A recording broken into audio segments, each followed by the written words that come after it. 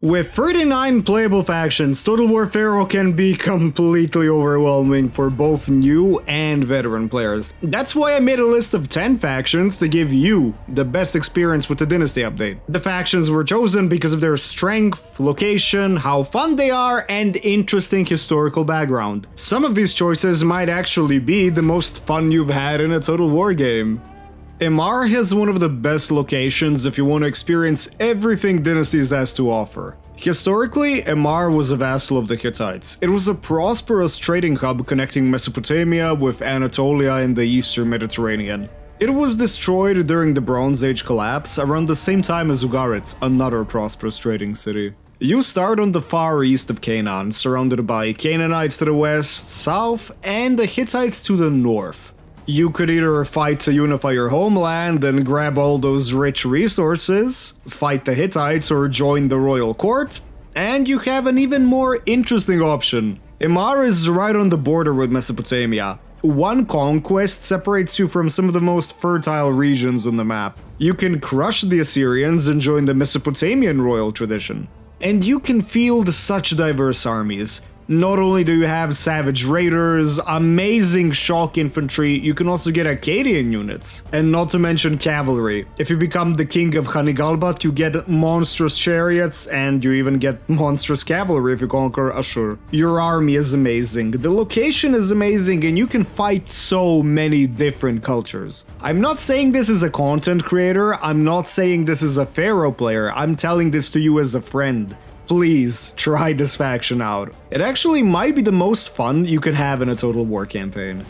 Achilles. How can you not like Achilles? You get the chance to actually prove yourself as the ultimate warrior in a historical setting.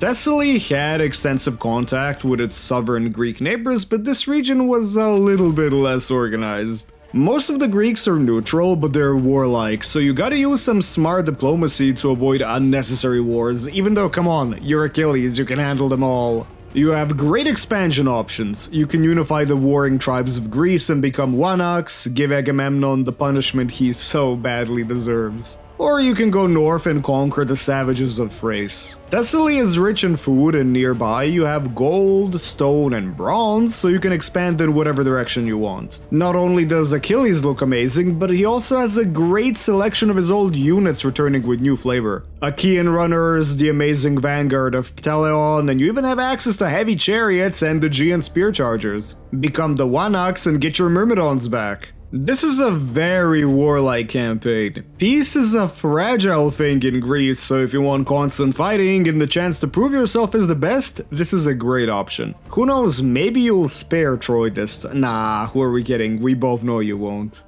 Memnon is another returning fan favorite from Troy, and his campaign experience is amazing. Napata was conquered during the New Kingdom, but this region would eventually regain independence as the power of Egypt crumbled. From Napata, the future 25th dynasty would emerge.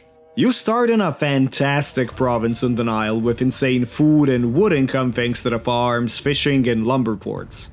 Not only that, but you're swimming in gold, stone, and bronze, which allows you to barter resources easily for diplomatic relations and to build up your provinces very fast.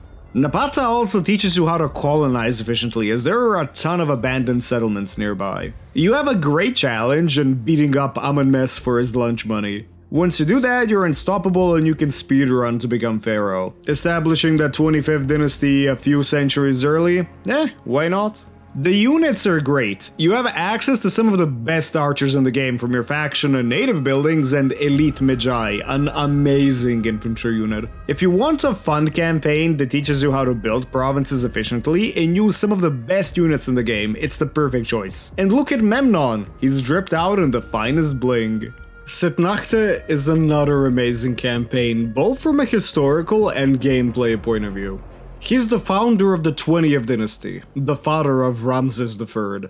He usurped the throne in a bloody civil war, and while we don't have much written information on his short reign, we know that he was a badass. And that's reflected in his playstyle. His roster is amazing and has some of the best mid-tier archers, extremely strong Mace-Axe, Kopesh warriors, and elite Magi spearmen. You also get native Libyans. The starting location is amazing. You have Libya to the west and a lot of uncolonized land which you can quickly grab and just snowball in income. To the east you have more Egyptians if you want to strengthen your claim on the Pharaoh's crown, but here's where it gets spicy. You sit on a direct sea lane, so you have very fast access to Crete and the Greek mainland. This campaign is so fun, and it gets even crazier once you can recruit elite Greek units alongside Egyptians. I would recommend increasing the number of turns per year when you play him, because he's an old dude, and I've had him die in a few campaigns, even before Merneptah. Actually unbelievable. Another great faction on the list is Elam. It was a fascinating civilization that interacted with Mesopotamia throughout the millennia. During the late Bronze Age, they defeated Babylon multiple times and even sacked it. The infamous Shutruk Nahunta is even in-game, but he's a kid, so you gotta wait till he grows up. Elam itself is very rich in gold and other special resources, and to get to food, you're gonna have to slog through Mesopotamia, but that's your only way of expansion regardless. You even start in the court as the king of Elam, and this gives you an amazing weapon. Elamite generals have unique acid, just look how cool they are. Even the axe is actually based from a real-life archaeological find, and the helmet is just pure drip. Should have been a major faction. The true test in Elamite gameplay comes in diplomacy, as all the Akkadian factions absolutely despise you. Elam has amazing slingers and they even have poison archers, but the rest of the roster isn't too remarkable. They do have horse archers on tier 5 though, which is absolutely game-breaking. Some of their assets are pretty cool, like the general helmets. The starting position is actually great because you are protected, but at the same time you know war is coming, so you gotta put your diplomacy to the test. Which will most likely fail, but we're here for the fights anyway. If all you want to do is fight and praise the sun, the Shurden are the right pick for you. Terrifying raiders, which were, according to totally not propaganda, undefeated until Ramses II crushed them. After that, a large part of them joined the Egyptian army as elite troops and served Egypt for the next few centuries. The Shurden are a horde faction, so that means you can go and travel to your heart's desire. You want to visit Mesopotamia? I gotcha, fam. You want to take a summer vacation in Greece? Hey, it's that time of the year. You can still settle and play the game perfectly fine if that's what you prefer. The Shurden roster is amazing, and not only does it have extremely aggressive infantry, it also has amazing archers. The faction plays around terror tactics, and they're capable of routing an entire army after charging with the right setup. I actually covered this in a video if you want to check out how to pull the tactic off. Oh, and another thing. Your faction leader looks like a homeless Owen Wilson. How can you not play this? Another group of sea people, the Palisade, offer a little bit more of a wholesome approach than the Shurden. They were one of the leading tribal confederations during the great migrations of the Aegean Islanders, and the devastation that followed. Just like the Shurden, they're a horde faction and they can do as they please. Permanently raid or settle? That's your choice, but the Palisade do prefer the path of the Sea People legacy. You have to balance between different points based on your settlements, outposts, hordes, and settled armies. Combine this with some unique ancillaries and the right path choices, the Palisade are undeniably the strongest late game faction. Their roster offers everything from excellent archers, shock infantry, great javelins, amazing heavy infantry, and chariots. They're my favorite faction for a good reason. The roster is so good and you're free to move anywhere you want. Maybe you'll even reconquer their homeland on Crete. They have a different faction color than the one shown here, just like the Shurden. This is a mod that recolors both of the factions, and I'll give a link to it in the description. Kurunta has one of the best starting positions with the update. He was the king of Tarhuntasha, an important Hittite administrative center that seceded from the kingdom. Tarhuntasha managed to keep its independence for a while, despite being involved in constant war. Not only can you play with the other Hittites, but you have immediate access to Alashia and all the bronze you could want, Canaan and Mesopotamia. But that's not all. Kurunta is in the prime spot to experience the Aegean because you're one conquest away from being able to interact with the Trojans and the Greeks. Maybe you want to become the One-Axe. Army-wise, Kurunta has a brutal rush playstyle. Fantastic shock and frontal line infantry, and some of the best skirmish chariots in the game. He has no ranged infantry, but there's plenty of native units to recruit, so he will have no weakness whatsoever. You can have a very diverse professional army with him. He's got a great position to occupy important provinces right from the start, and you can fight so many different cultures right from the early game. I highly recommend giving him a try. How can you have a list without Assyria? After the assassination of the greatest Middle Assyrian ruler, Tukulti-Ninurta, many incompetent kings ruled. Ninurta-Apalekur marched on the city of Ashur to claim the throne and bring stability to Assyria. Hanigalbad offers you a challenging but very rewarding start. You're in the Mesopotamian court as the king of Hanigalbad. Carchemish really doesn't like you, so war can erupt at any time from the west.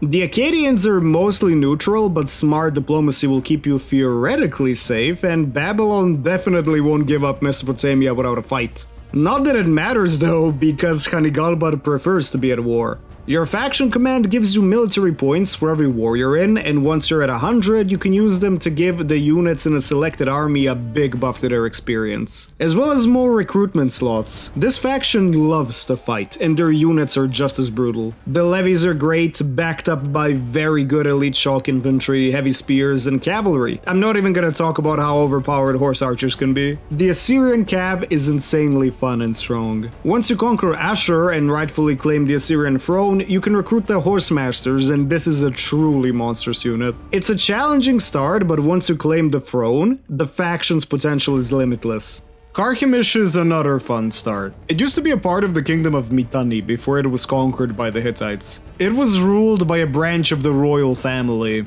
After the fall of the main Hittite kingdom, it was the strongest Hittite power, and it remained relevant well into the Iron Age until it became a tributary of Assyria. Look at the starting position. Not only are you technically huge, you can go in the direction that your heart desires.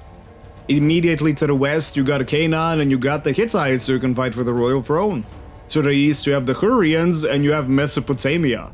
Carchemish truly offers you the freedom to go wherever you want, and their unit roster is just amazing. It combines the best elements of the Hittites, heavy shock infantry, heavy line infantry, and the best chariots in the game. The native roster selection is also amazing. You can get Canaanites, different Luvians, even Akkadians and Arameans. If you want to crush your enemies, Carchemish is perfect for that.